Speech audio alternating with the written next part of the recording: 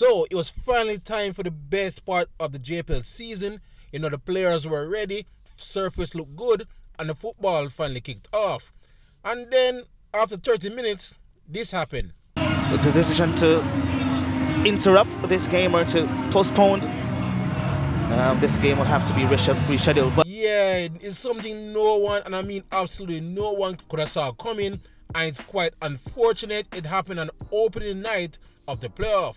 But already I am seeing those, the usual messages popping up that the league is bush league and the PFJL coming under fire.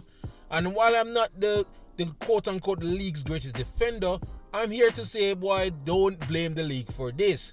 My grandmother always told me as a little boy, anything man-made eventually will fail you.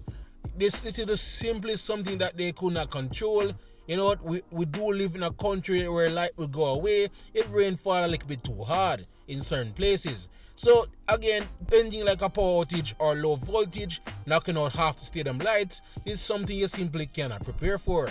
And before you go on to blaming the country, one, keep in mind this does happen almost at one point everywhere in the world in all different type of sports. I mean, just last week it happened in the Indian Premier League in cricket, where they had to abandon a match because of poor lighting.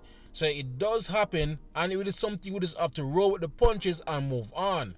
Now, does that mean that the PFJL were completely blameless in what could be done about the situation?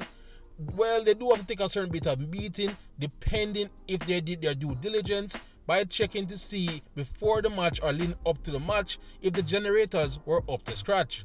Because it was my understanding that after the transformers were blown, they turned to the generators and they did not kick in. And then we add the fact that the Montego Bay players had stated after the match that they made officials aware that they had no light or power in their dressing room 1 hour before the game kicked off.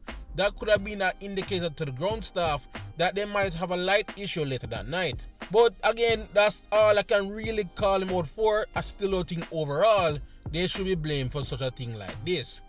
Now the question remains, what will they do after that? Well, it's now been official that the league is moving the quarterfinal leg 1 to Stadium East and making admission free.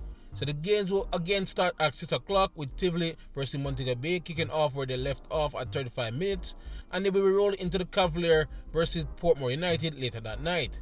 But boy, I'm hoping we're not salt 2 nights in a row and then lights will go out at Stadium East tonight. So if everything goes as planned, the playoffs will continue, the football will continue at Stadium East tonight. As for the PFJL, I kind of feel it for them because it would seem, no matter how much they try, there's always some form of controversy or some major talking point when it comes to the playoffs starting. Because if remembered, we had crowd troubles in last year's playoffs as well. So here's hoping there will be no more trouble for the rest of the playoffs leading up to the final. But anyway, that's just my quick take on what's the situation when it comes to the lights and a quick update on the playoffs and what the PFJL have decided to do. Please like, subscribe and share as we like to keep you all up to date on further JPL news leading up to the JPL final on May 23rd. Otherwise, with great JPL content, you're already at the right place. JPL fan. YouTube, big up yourself.